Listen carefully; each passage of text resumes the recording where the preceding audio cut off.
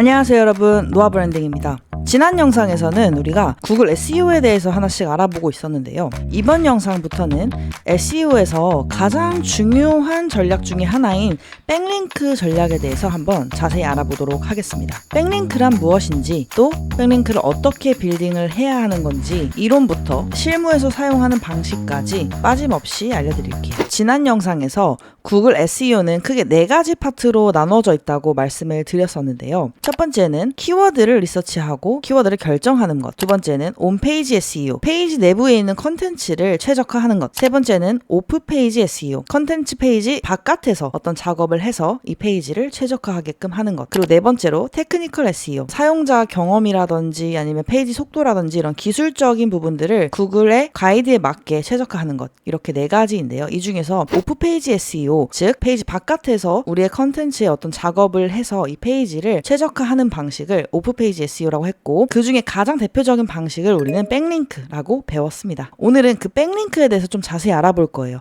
백링크는 전체 구글 SEO를 100%라고 봤을 때 한 60-70%를 차지할 만큼 정말 중요한 기술이고, 사실 백링크만 제대로 해도 웬만한 키워드에서 상위 노출을 얻을 수 있다라고 할 수 있을 정도로 굉장히 핵심적인 기술입니다. 자, 그럼 백링크는 어떻게 만드는 걸까요? 지금 화면에서 보시는 이 블로그는 noabranding.kr이라고 따로 운영하는 블로그 웹사이트가 있는데요. 이 웹사이트에 더 자세히 적혀 있으니까 오늘 영상 보시고 좀 더 자세히 공부해보고 싶다 하시는 분들은 제가 더보기란에 이 글의 주소를 함께 올려둘 테니 들어가셔서 한번 확인해 보시는 것도 좋을 것 같습니다. 백링크란 무엇일까요? 백링크는요, 다른 웹사이트가 내 사이트로 연결하는 하이퍼링크를 의미합니다. 검색 엔진 중에서 특히 구글은 이러한 백링크를 어떤 인기 투표 같은 것으로 간주해서 해당 링크가 가리키는 페이지가 가치 있고 신뢰할 만한 정보임을 판단하는 지표로 삼습니다. 자, 화면에서 보시는 것처럼 이렇게 다른 웹페이지에 컨텐츠가 막 써 있을 때 그 아래쪽에 어딘가에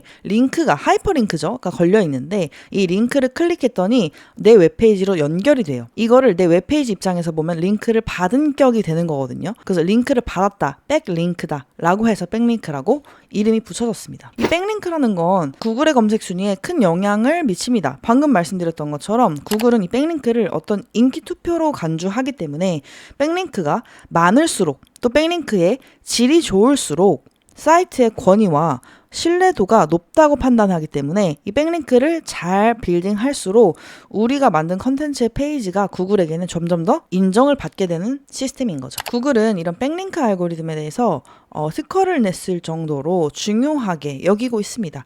자, 이것은 실제로 구글이 이제 특허를 낸 그 백링크 알고리즘의 설명 사진입니다. 그래서 백링크를 해야 하는 이유의 가장 첫 번째는 구글 SEO, 즉 구글을 상위 노출하기 위함입니다. 두 번째 이유는요, 사이트 트래픽, 유입이라고 하는데 이 유입이 증가할 수 있어요. 왜냐면 이미 권위 있는 사이트에 링크를 통해서 우리 웹사이트로 유입될 수 있는 환경이기 때문이죠. 이미 권위가 있는 웹사이트에는 방문자가 많이 오겠죠. 그 방문자들이 그 웹사이트의 컨텐츠를 쭉 읽다가 아랫부분에 어떤 링크를 클릭하게 됐어요. 근데 그 링크는 어디로 연결이 됐었죠, 아까?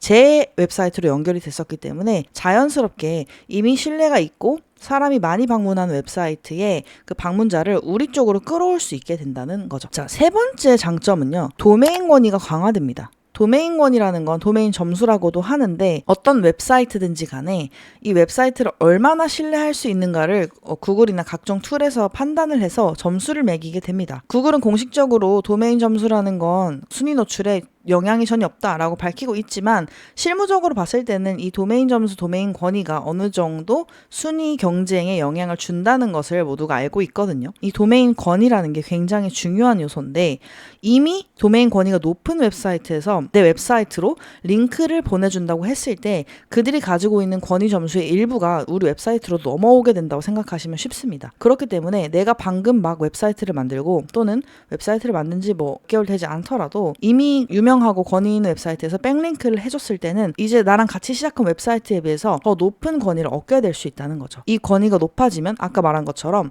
순위 상승에도 도움이 되겠죠. 자, 그러면 백링크는 어떤 종류가 있고 어떤 게 좋은 건지 어떻게 판단할까요? 백링크는 follow와 no follow 링크로 되어 있습니다. follow는 저희가 do follow라고 하는데 do follow 링크는 일반적인 그냥 링크라서 페이지에 링크 주스를 전달합니다 라고 되어 있습니다. 링크 주스는 한 웹페이지가 다른 웹페이지에, 제 웹페이지죠, 링크를 걸어줄 때 함께 전달되는 권위와 신뢰도를 의미합니다. 즉, 그냥 링크를 거는 게 단순해 보이지만 어떤 이미 권위 있는 웹사이트에서 링크를 걸었을 때 그 웹사이트가 가지고 있던 권위와 신뢰도가 내 웹사이트로 넘어오게 되는 거예요. 이게 넘어오는 과정이 마치 액체가 흘러가듯이, 주스가 흘러가듯이 가기 때문에 이런 것들을 우리가 링크 주스가 흘러간다 또는 링크 주스가 있다 뭐 이렇게 표현을 하게 되는 거죠. 그래서 do follow 링크라는 건 백링크 중에서도 그냥 정상적으로 이 링크 주스를 잘 전달할 수 있는 링크를 의미해요. 그런데 링크 종류 중에 no follow 아니면 뭐 sponsored 아니면은 뭐 UGC 속성이 있는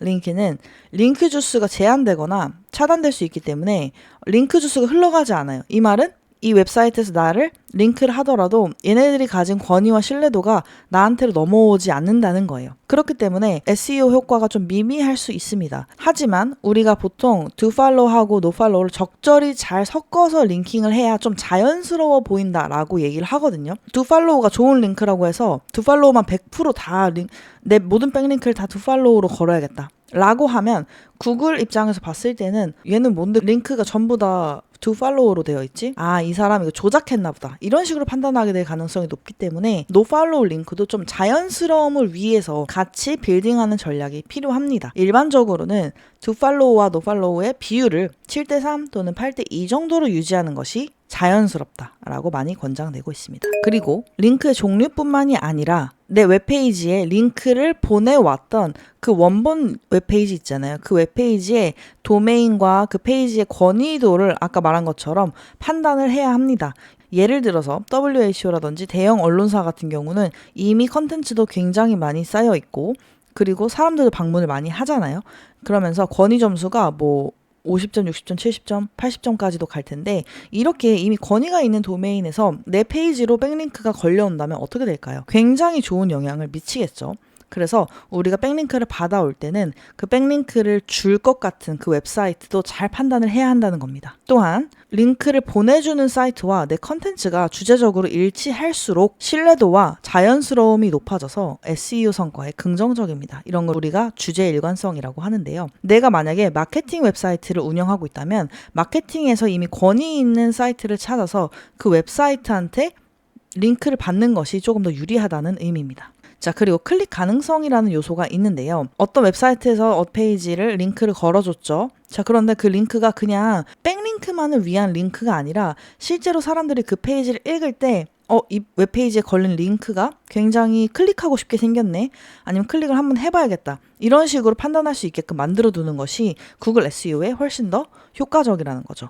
구글은 링크가 걸린 것뿐만 아니라 실제 사용자들이 이 링크를 클릭해서 내 웹사이트로 유입이 되었는지도 판단한다는 것입니다. 그리고 백링크에서 가장 중요한 것은요, 앵커 텍스트라는 것입니다. 앵커 텍스트, 앵커는 닷이란 뜻이죠. 배에 달린 그 닷. 그래서 어떤 특정 목적에 딱 닷을 내린다 이렇게 생각하시면 쉬운데 우리가 하이퍼링크를 달 때요. 하이퍼링크라고 보여진 어떤 텍스트가 있잖아요. 예를 들어서 여기 가세요 라고 써있고 거기에 링크가 걸려있어요 라고 하면 여기 가세요 라고 써있는 그 텍스트가 바로 앵커 텍스트라고 하는 겁니다. 자, 이 앵커 텍스트가 왜 중요하냐면요. 앵커 텍스트에 뭐라고 쓰여 있는지 어떤 앵커 텍스트를 어떤 비율로 우리가 잘 조합하는지에 따라서 백링크가 굉장히 자연스러워 보일 수도 있고요. 굉장히 부자연스러워 보여서 페널티를 받게 될 수도 있습니다. 예를 들어 볼까요? 제가 어떤 웹페이지의 컨텐츠를 하나 만들었어요.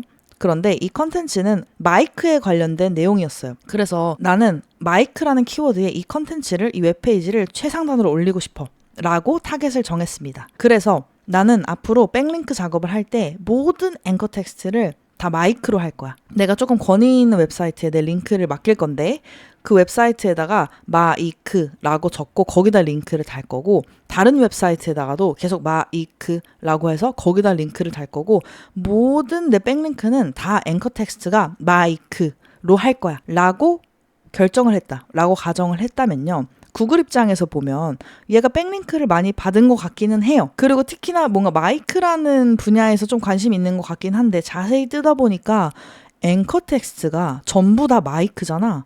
너무 부자연스러운 거죠. 마치 누가 일부러 만든 것처럼 보이는 거죠. 이렇게 부자연스러운 백링크 앵커 텍스트는 언젠가는 제재를 당할 확률이 높다는 겁니다. 자, 그렇기 때문에 모든 내 백링크를 마이크라는 키워드로 할 것이 아니라 다양한 키워드 또는 뭔가 다양한 방식의 앵커 텍스트를 활용하는 것이 매우 중요하다는 겁니다. 이건 정말 핵심입니다. 실무에서는요. 제가 특히 사용하는 방법인데 앵커 텍스트 비율을 어떻게 가져가는지에 대해서도 알려드릴게요. 예시로 제가 상위 노출 작업을 희망하는 키워드가 구글 SEO라고 가정을 해보겠습니다. 그랬을 때는 1번 브랜드 앵커라고 하는데요.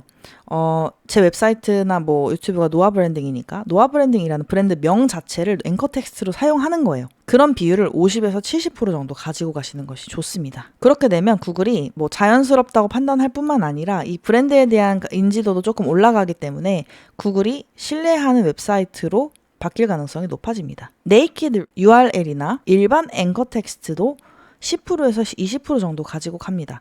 예를 들어서요.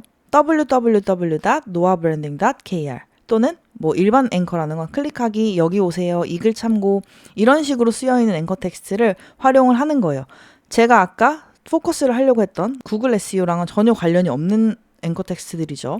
이런 텍스트들을 10%에서 20% 정도 자연스러움을 위해서 활용하는 겁니다. 자, 그 다음에 부분일치 키워드라는 것도 있습니다. 내가 희망하는 게 구글 SEO였잖아요. 그러면 구글 SEO의 일부를 집어넣는 거예요. 뭐 SEO 가이드 총정리라고 하든지 구글 SEO 가이드라고 하든지 약간 롱테일로 바꿔본다든지 partially matched 약간 부분적으로 일치하는 키워드를 10%에서 20% 정도 섞어 쓰는 겁니다. 자, 그리고 대망의 정확하게 일치하는 키워드 exact matched라고 하는데 정확하게 매치가 되는 이 키워드를 최대 5%에서 10% 이하로 생각하시는 것보다 훨씬 더 적게 사용하셔야 합니다.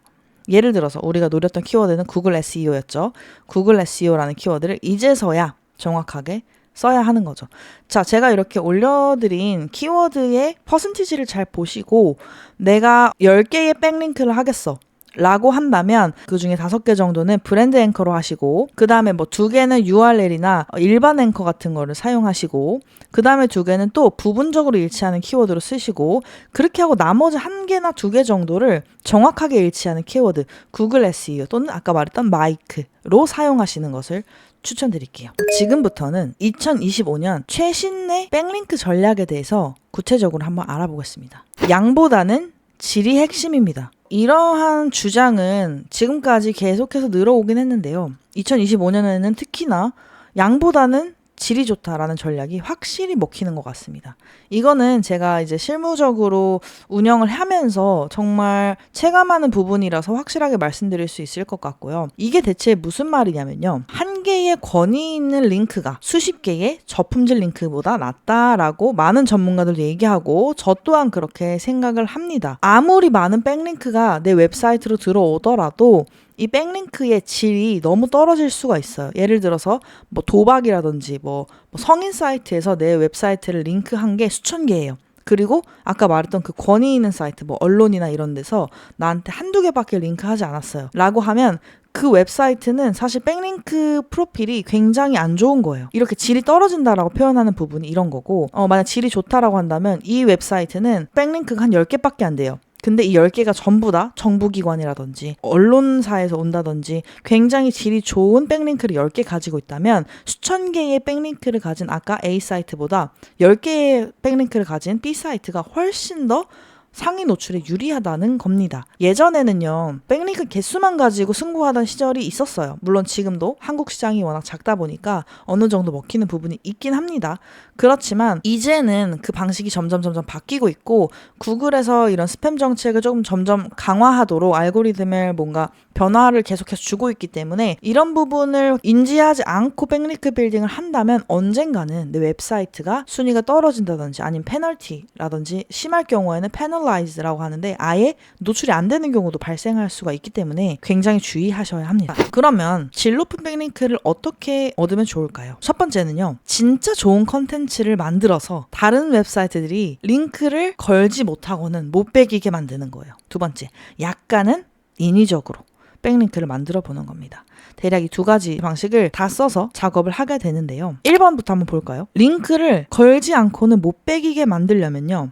어떤 컨텐츠를 만들어야 할까요? 그냥 내 전문 지식이 잔뜩 담긴 아주 그리 화려한 글을 작성하는 것이 아니라 생각을 해보면 되는데 linkable asset이라고 하거나 뭐 linkbait라고도 하는데 링크를 걸만한 자산이란 뜻이죠. 그런 가치가 있는 컨텐츠를 한번 생각해보는 거예요. 이런 걸 잘 활용하는 웹사이트들의 예시로는 한국에선 오픈서베이라는 게 있는데 이 오픈서베이는 조사하거나 통계내는 많은 것들을 자체적인 조사를 통해서 통계를 내고요. 이 통계를 인포그래픽이라든지 뭐 텍스트로 깔끔하게 정리를 해서 웹사이트에 제공을 합니다. 이런 식으로 링커블 에셋을 잘 활용하는 웹사이트들이 있는데 링커블 에셋은 대표적으로는 뭐 통계형 데이터, 오픈서베이가 활용하는 방식이죠. 또는 뭐 랭킹이나 리스트업 활용, 또는 툴을 준다거나 계산기를 만들어서 제공을 한다거나 또는 뭐 체크리스트, 템플릿 다운로드 할 수 있게끔 한다거나 특정 업계의 리포트나 연례 업데이트를 올려준다거나 아니면 용어집, 가이드 같은 것들을 다운로드 할 수 있게끔 한다든지 아니면 최신 변화 트래킹 페이지를 올린다든지 이러한 7가지 전략을 사용해 보시면 좋은데 이 중에서 가장 하기 쉬운 거는 제 생각엔 통계형 데이터인 것 같아요. 통계형 데이터를 올리는 것이 왜 좋냐면요. 이 통계형 데이터는 특히나 언론에서 조금 링크를 많이 해가더라고요. 저 같은 경우에는 이제 마케팅이나 구글 SEO에 관련된 일을 하고 있으니까 제 웹사이트에 어떤 한 메뉴를 따로 만들어서 여기에다가 제 업계에서 사용할 만한 통계 자료들을 찾습니다. 제가 직접적으로 조사할 수는 없으니까요. 통계청 자료라든지 아니면 뭐 AI를 활용해서 한번 조사를 해가지고 유의미한 데이터들을 제가 인포그래픽으로 제작을 해보는 거예요. 그러니까 이미 있는 정보들을 큐레이팅을 하는 거죠. 이렇게 이미 있는 정보들을 큐레이팅해서 시각화 자료로 만들어두고 그렇게 해서 페이지 하나를 쭉 만들어 놓으면요. 인포그래픽이라든지 이렇게 비주얼라이즈된 이 자료들을 구글 이미지라든지 아니면 구글 검색에 노출되게끔 작업을 해놓으면 어떤 기관에서든 제 인포그래픽 자료를 가지고 가더라고요. 그러면 자연스럽게 그 웹사이트에서 제 웹사이트로 링크가 걸리게 되는 거겠죠. 돈 한 푼도 안 들이고 제가 컨텐츠 하나 잘 제작해서 무료 언론사에서 제 자료를 가져가면서 제 웹사이트를 링크를 걸어주게 되는 겁니다. 생각보다 이런 일이 빈번하게 일어나기 때문에 여러분들이 7가지 중에 내가 가지고 있는 웹사이트 주제와 좀 맞을 것 같다 하는 것들이 있다면은 좀 다양하게 제작해 보시기를 추천드립니다. 언제 어디서 백링크가 걸려올지 모르거든요. 자, 2번째 전략은요. 인위적인 링크를 약간 만들어 보는 겁니다. 그러나 여기서 중요한 거는 인위적이지만요. 안전하게 해야 해요.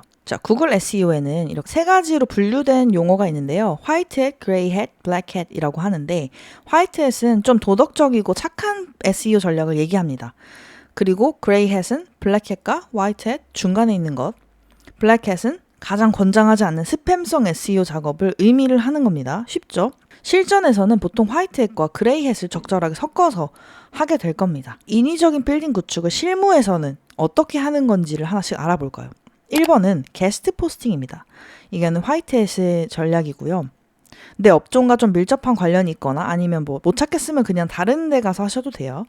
기업의 블로그나 뭐 매거진이나 아니면은 네이버 카페, 포스트, 블로그, 커뮤니티형 미디어 이런 데에 가서 내 글에 링크를 걸 수 있는 환경이 되는지를 먼저 가이드 확인을 해보는 거예요. 그렇게 하고 실제로 유입이 있는 채널인지도 당연히 확인을 해야겠죠. 그렇게 했을 때 이 웹사이트 정도면은 권위가 나름 있겠다라고 판단이 된다면은 가치 있는 컨텐츠를 내가 제작을 또 해가지고요.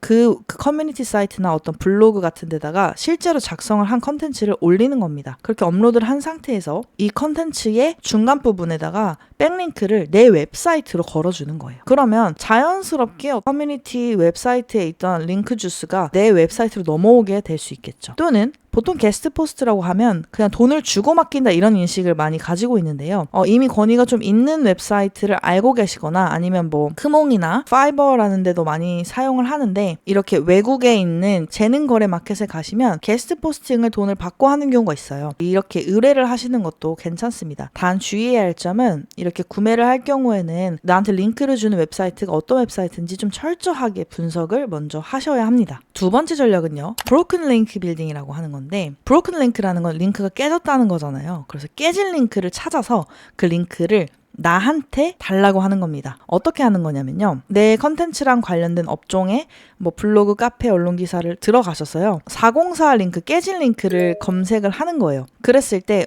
이 링크 정도면은 내 링크로 받아와도 괜찮겠는데? 라는 그런 확신이 생겼다면은 그것과 관련된 자료를 제작을 해야 돼요. 그 페이지로 넣어달라고 할 거니까요. 자, 그렇게 한 다음에 이 링크를 발견하게 되는데 당신 웹사이트도 어차피 링크가 깨져 있으면 보기가 안 좋으니까 이 링크를 나한테 주세요라고 제안하는 메시지를 발송하는 겁니다.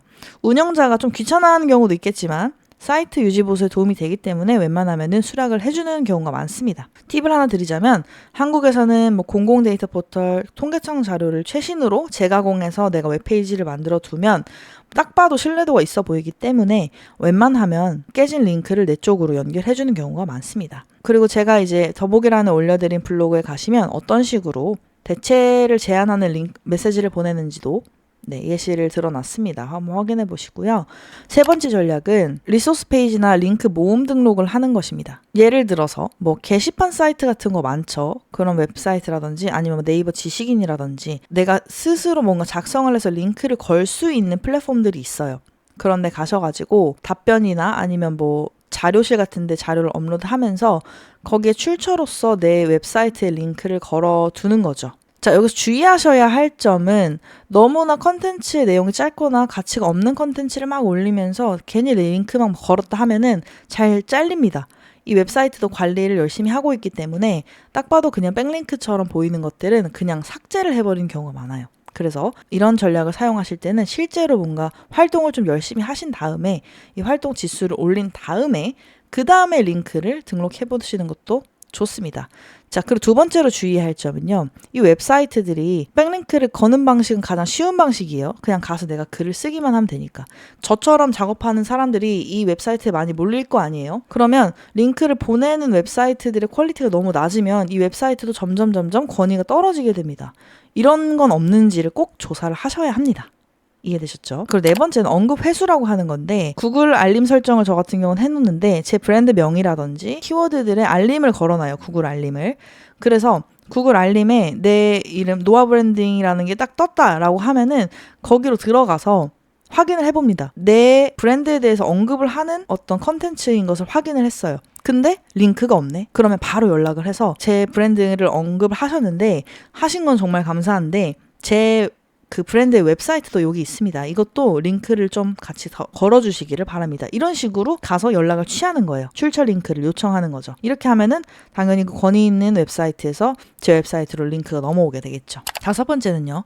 사업장 등록을 한번 해보는 거예요. 오프라인 사업을 하시는 분들이 반드시 거치는 과정 중에 하나인데 구글 비즈니스 프로필이라는 게 있어요. 구글 비즈니스 프로필에 가셔가지고 내 사업장을 등록할 수 있는데 사업자가 없어도 등록이 됩니다. 그리고 오프라인 매장이 아니어도 가능하기 때문에 내가 어떤 브랜드를 가지고 있고 웹사이트를 가지고 있다면 구글 비즈니스 프로필에 가셔서 내 사업장을 등록하시고 거기에 반드시 내 웹사이트를 등록하세요. 그렇게 되면은 링크가 어쨌든 걸렸다고 인식이 되기 때문에 백링크 효과도 있고 유입을 얻을 수도 있는 겁니다. 구글 비즈니스 프로필뿐만 아니라 우리가 뭐 가지고 있는 업장이 따로 있다면은 네이버 플레이스라든지 카카오맵 뭐 다음 로컬 이런 데다가 전부 다 내 사업장을 등록을 하시고 링크를 반드시 거세요. 그러면 각각의 그 큰 플랫폼들에서 내 웹페이지로 링크를 건 것처럼 보이게 되거든요. 여섯 번째 전략은요. 디지털 PR과 뉴스 체킹이라고 하는데 위에서 말씀드린 것과 유사한 형식인데 내가 좀 링크를 받고 싶은 웹사이트를 직접 찾아가서 PR을 하는 겁니다. 나 이런 웹사이트고 나 이런 컨텐츠가 있어서 너한테 제안을 하고 싶어. 너네들이 요거에 관련해서 내 웹사이트를 링크를 해가고 그리고 자료도 막 마음대로 써도 돼.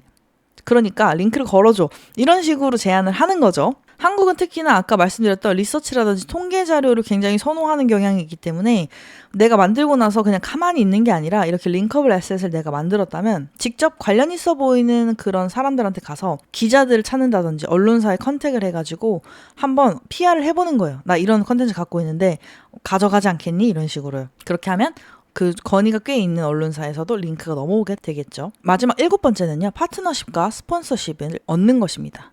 아까 게스트 포스트 과정에서도 말씀드렸었는데 유료로 결제를 해서 링크를 얻는 거예요. 이렇게 실무에서 사용되는 링크 빌딩 전략에 대해서도 한번 알아봤는데요. 제가 가장 추천드리는 거는 일단 링커블 에셋이라고 아까 그 통계 자료 같은 거 있죠. 그런 거를 많이 최대한 만들어 두시고, 두 번째는 디지털 PR이나 아니면은 돈을 주고 사용하는 게스트 포스팅을 추천드립니다. 자, 여기까지 하면요, 정석적인 백링크 빌딩입니다. 즉 이론에 가까운 거죠. 물론 이런 방식도 실무에서 사용하긴 하지만 조금 더 깊게 들어가 볼 수 있습니다. 깊게 들어간다는 거는 약간은 뭔가 아까 말했던 화이트햇과 블랙햇의 중간인 그레이햇의 전략을 사용을 하는데요. 이거를 최대한 안전하게 하면서도 좀 효율적이고 빠른 방식으로도 작업이 가능합니다. 자, 이 부분에 대해서는 굉장히 중요한 팁이기 때문에 다음 영상에서 한번 다뤄보겠습니다. 기대 많이 해주시고요. 구독, 좋아요, 알림 설정 잊지 말아주세요. 그럼 다음 영상에서 뵙도록 하겠습니다.